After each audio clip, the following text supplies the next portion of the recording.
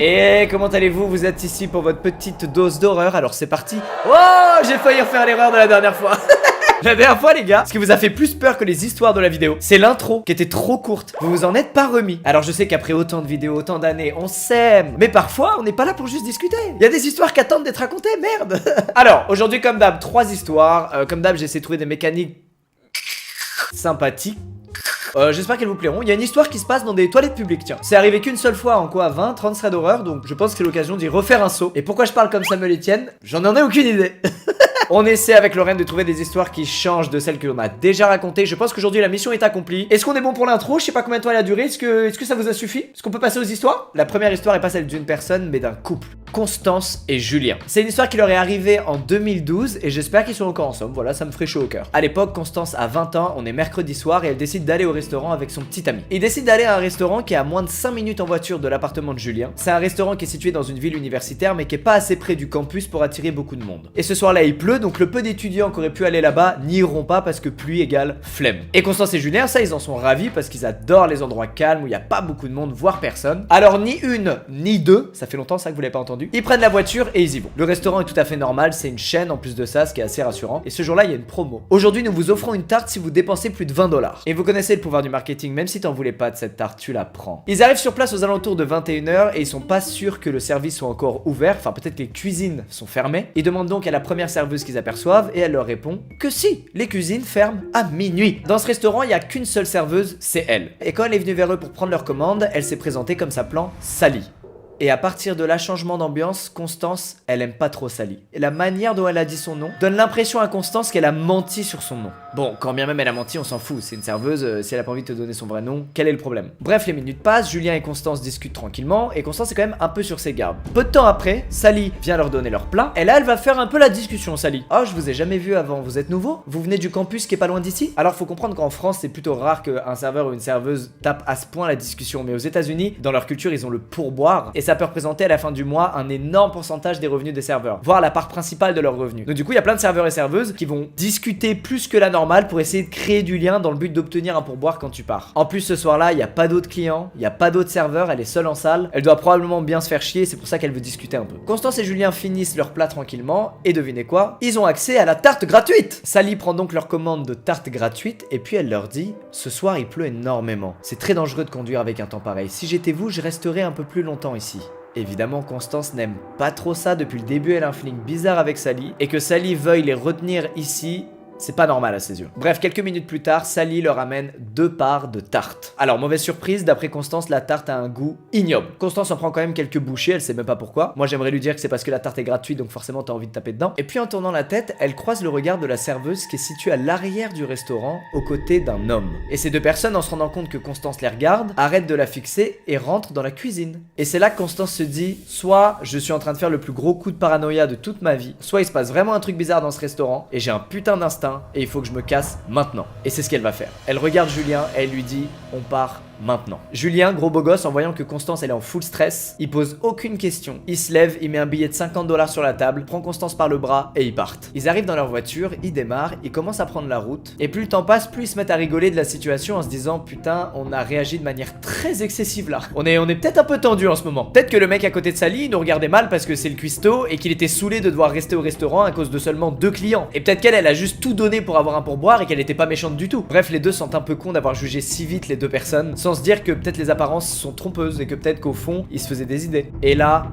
blackout. Constance se souvient de rire de la situation avec Julien dans la voiture, et la seconde d'après, elle se souvient s'être réveillée en frissonnant dans son lit dans son appartement. Tout ce qui s'est passé entre les deux, elle l'a complètement oublié. À son réveil, elle voit son petit ami allongé dans le lit, complètement habillé et trempé. Constance précise que un blackout, ça ne lui est jamais arrivé, ni à elle, ni à Julien, et que ce soir-là, ils avaient même pas bu une goutte d'alcool. Et détail qui a son importance, souvenez-vous, le restaurant est à seulement 5 minutes de voiture de chez Julien. Ça veut dire que s'ils étaient restés 2 minutes de plus dans ce restaurant, c'est là-bas qu'ils se seraient évanouis. Et où ils se seraient réveillés, ça on n'en sait rien. Ils en sont donc arrivés à la conclusion suivante: il y avait quelque chose dans cette tarte qui a été volontairement mis ici pour qu'ils s'évanouissent, peut-être du GHB, peut-être une autre drogue, peut-être une autre saloperie. Mais heureusement, Constance a eu de l'instinct et c'est en voiture que le blackout a commencé et pas dans le restaurant. Alors les gars, en soirée, en boîte, en club, en tout ce que vous voulez, en public quand il y a des inconnus, faut faire hyper gaffe à votre verre pour que personne n'y glisse quoi que ce soit. Mais putain, s'il faut se méfier d'une tarte au restaurant, où est-ce qu'on va là? Aussi, Constance, le lendemain, elle a checké le site web du restaurant et apparemment leurs heures d'ouverture c'est de 7h à 20h. Du coup, pourquoi en arrivant à 21h, on leur a dit qu'il n'y a pas de souci pour être servi?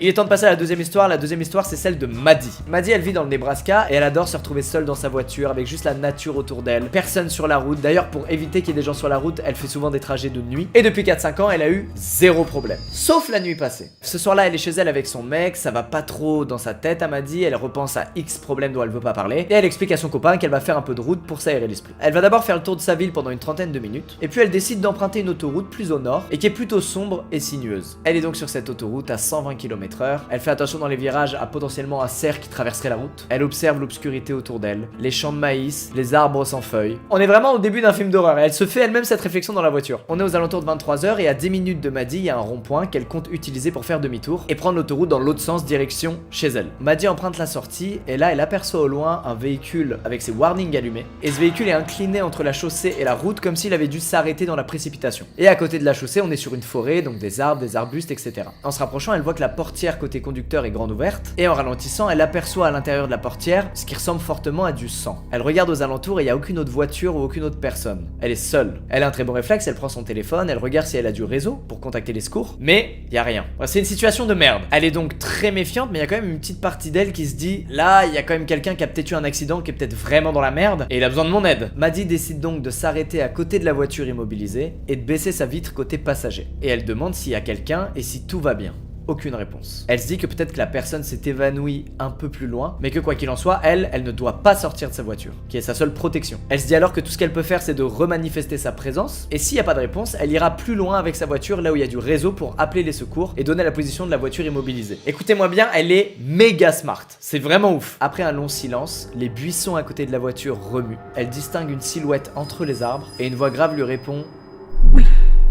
Maddie est soulagée, la personne qui a eu l'accident est consciente, et c'est à ce moment-là qu'elle remarque trois choses presque simultanément. La première, elle réalise qu'il n'y a aucun dégât au niveau de la voiture. Tous les pare-chocs sont intacts, le pare-brise est intact, aucune rayure, rien. Deuxièmement, en regardant dans son rétroviseur côté passager, elle distingue une silhouette qui sort de derrière la voiture immobilisée et qui se dirige rapidement vers la sienne. Et troisièmement, cette même personne ne présente aucune blessure, aucune trace de sang, et dans sa main, elle distingue un objet plutôt long, comme un pied de biche. En seulement quelques secondes, Maddie réalise qu'elle est probablement dans un guet-apens. Et là, elle met pied au plancher. Dans son accélération, sa fenêtre côté passager est toujours ouverte et elle entend la voix grave qu'elle a déjà entendue une première fois lui hurler dessus. Elle distingue pas un mot de ce que la personne dit, mais elle en est sûre, ça pue autour de cette voiture et elle se casse. Il s'agissait d'un guet-apens et si elle sortait de sa voiture, elle sait pas ce qui lui serait arrivé et surtout, elle aurait pu prévenir personne puisqu'il y avait pas de réseau à cet endroit-là. L'histoire finit bien, les mecs n'ont pas pris en chasse Maddie. Elle a pu atteindre rapidement le parking d'un centre commercial sur lequel il y avait beaucoup de voitures. Elle a appelé la police et son copain, ils sont tous venus la chercher. Ils ont envoyé une patrouille pour essayer de trouver les mecs qui étaient immobilisés au milieu de la route. En arrivant sur les lieux, la voiture n'était plus là, les deux mecs avaient disparu. Et ça, encore une fois, c'est un truc qui arrive beaucoup, les guet-apens, c'est horrible. Et pas forcément sur la route, hein, on l'a déjà vu dans d'autres threads d'horreur, il y a des histoires où c'est des mecs qui peuvent toquer chez toi, qui te mettent un coup de pression en mode vite, viens m'aider, il se passe ci, alors que dalle. Et c'est une mécanique que je trouve horrible, quoi. Profiter du fait que la personne en face baisse ses protections parce qu'elle pense que t'as besoin d'aide et d'en profiter à mauvais escient, je trouve ça horrible. Les mecs, c'est des monstres, quoi. Alors tout ça nous amène à la troisième histoire. L'histoire de Coralie. C'est la fameuse histoire qui se passe dans des toilettes publiques. C'est une histoire qui est arrivée à Coralie 7 ans avant qu'elle nous la raconte, quand elle avait encore 14 ans. Elle habitait dans un quartier pas ouf, dans lequel il y avait un cinéma pas ouf. Et en plus d'être pas très cher, c'est un vieux cinéma où le staff s'en fout un peu des règles et du coup il les laissait aller voir le film qu'elle voulait, même les films interdits aux moins de 16 ou 18 ans. Le rêve quand t'es jeune, ça. Elles y vont à 5, en arrivant elles achètent des petits snacks et puis avant d'aller dans la salle de projection, Coralie elle a envie d'aller aux toilettes. On est dans une toute petite ville aux États-Unis, le cinéma est très mal entretenu. Genre c'est crade. Il y a qu'un seul employé qui est chargé de l'entretien, il en a un peu rien à foutre vu le peu de clients qu'il y a. Du coup c'est encore plus dégueulasse que ce que vous imaginez. Bref, Coralie arrive dans les toilettes des filles. En arrivant, il y a aucun bruit, elle pense donc qu'elle est seule, ce qui la rassure et la fait un peu bader à la fois. Moi j'avoue, je suis un peu comme Coralie, les lieux publics où il y a personne, ça me fait trop peur. J'ai l'impression que je vais me prendre une embuscade.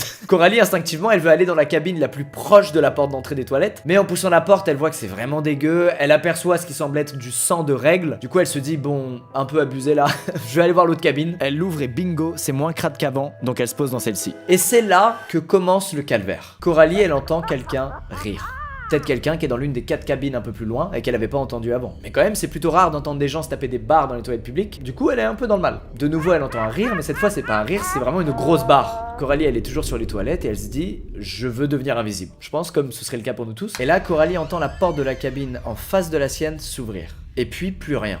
Aucun bruit de pas. Les secondes passent, Coralie a le cœur qui bat à 200 à l'heure. Et après quelques secondes, Coralie, sous la porte, elle voit apparaître des chaussures. Et ces chaussures, c'est un modèle un peu enfantin. Donc Coralie, elle se dit « Ah, mais ça explique tout. C'est un enfant qui était aux toilettes, d'où le rire, d'où le fait d'ouvrir la porte et de rester immobile. Allez savoir ce qui se passe dans la tête d'un enfant dans les toilettes publiques. » Et puis après quelques secondes à regarder les chaussures, elle se dit « Mais elles sont grandes les chaussures là. C'est un modèle d'enfant, mais là c'est du 42. » Et c'est à peu près au même moment qu'elle entend la personne gratter contre la porte des toilettes. Coralie, elle a un très bon réflexe, c'est qu'elle prend ses jambes autour de ses bras et elle est assise sur les toilettes comme ça, de manière à passer inaperçue si jamais la personne de l'autre côté de la porte regarde en dessous la porte. Et d'un coup, c'est plus des chaussures qu'elle voit, cette personne met un bras sous la porte des toilettes de Coralie. Évidemment, elle se met à pleurer, elle envoie des SMS à ses amis pour qu'ils viennent l'aider, sauf que comme ils sont dans la salle de projection, bah personne n'est sur son téléphone, et après un moment, c'en est trop, Coralie, elle décide d'écraser de toutes ses forces la main de la personne avec son pied. Immédiatement, la personne sort son bras de la cabine et commence à gémir.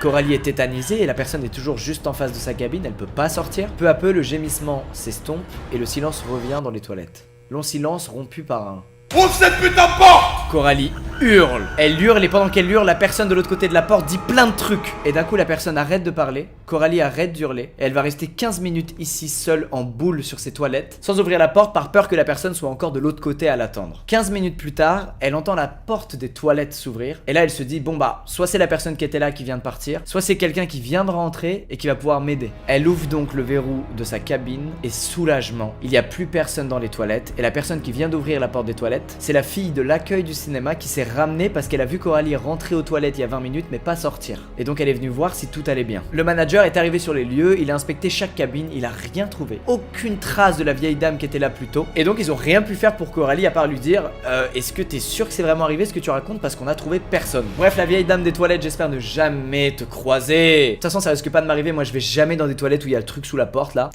C'est une peur de collégien mec. Écoutez, c'est la fin de ce thread d'horreur, j'espère qu'il vous a plu. C'était 3 excellentes histoires, je les aime beaucoup celles-ci. J'espère que ces threads d'horreur ont pour effet de vous pousser à croire en vos instincts et pas de vous pousser à être parano et surméfiant, c'est vraiment pas le but. Même si au fond c'est un peu ce qui nous arrive, moi y compris, croyez-moi, moi-même aux premières loges. Parce qu'on en lit nous des histoires avant d'en raconter 3. Merci d'avoir regardé, à très vite, portez-vous bien. Je vais faire des coucous de la main maintenant régulièrement.